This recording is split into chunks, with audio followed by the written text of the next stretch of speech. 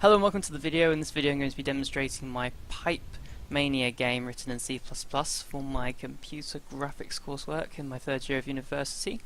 This is my Pipemania game, and the video is a bit shaky because this has been done completely on my university department's computers and I can't download and install screen capture software on there, so I just did a record on my phone. I couldn't think of something better to do really, so it's going to be a little bit shaky, but I'm going to be guiding you through it. So,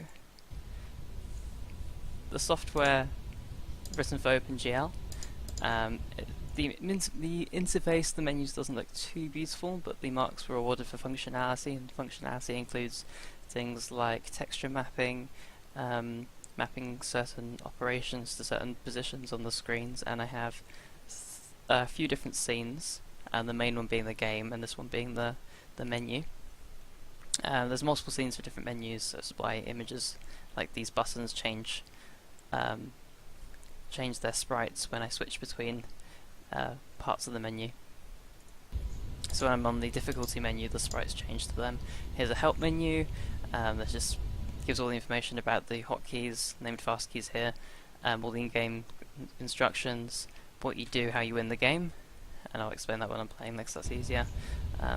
As regards to, actually I'll go back to the difficulty menu. As you can see here, there's just a harder and easier buttons here. There's 3 difficulties: easy, medium, hard. If you beat hard, you move on to a hidden difficulty, which is insane, and I'll move on to that later. And I'll show you the video, show you the actual game. So here's in-game. I started the game on normal. I could have started on any difficulty, but I just picked normal just to show you. I've got a timer here, which is that blue bar at the bottom. That reduces after you press start, and once it's empty, once the time is empty, then water will start to progress from the start pipe along the pipes that you've laid out. And I'll show you me doing that. So press start, a start pipe appears, and when you click the position on the grid, the state of that position mimics the state of the pipe in the bottom of the tray on the right hand side, and that's how the images change, and that's how the functionality, how the behaviours of the grid positions change as well. The time has run out now, and the water progresses from start down to where we finish. Because normal isn't too difficult of a difficulty, I can press the fast forward button, which is in the bottom, the 2 little arrows with the bar, two little greater than symbols, and then a bar. That makes the game end pretty quickly if I press that, or I can press F, but I decided to click it. And because I completed the game, I reached the target of 15, which is the target for normal. The lighting changed to green.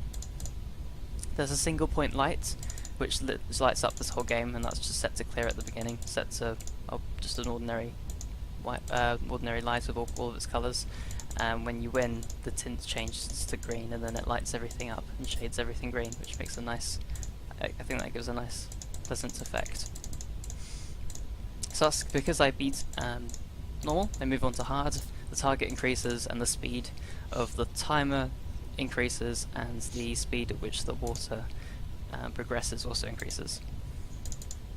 And finally, I've beaten hard, so I move on to insane, and the target becomes very difficult at 30. The timer depletes almost instantaneously, and the water progresses so fast. You can see I failed there, and the tint changes to red for a fail. I just used a C++ timer, can't remember exactly which one, just probably the standard one that you'd have thought for the timer. Everything else is done mostly through just a bit of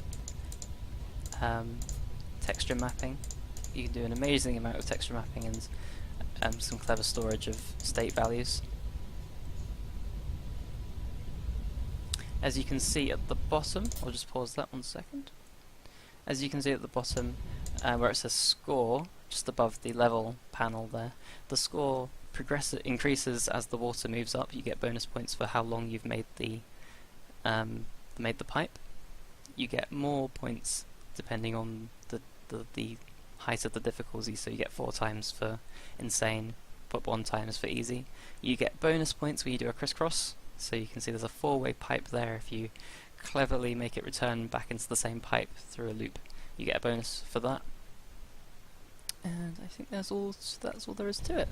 It's just a very cleanly designed game. The programming was very nice for this one, which is why I thought I'd share it. It's not insanely complex, but it's very bug-free. I don't think I can find it. I struggle to find any bugs in this one. Very nicely done, this game. It's just quite nice and simple and enjoyable to play, and I've played it quite a lot. I'm not sure if I've ever beaten the Insane one, but the idea of Insane was just a bit of fun. And just as I can show you that Insane, you have to get to Insane via beating normal. You can see here I'm on Insane, difficulty 4 Insane, but if I go down to easy and back up, I can't get back up to Insane. That was just a temporary sort of level that you get only after beating hard. So yeah, hope you like that. I'll see you later.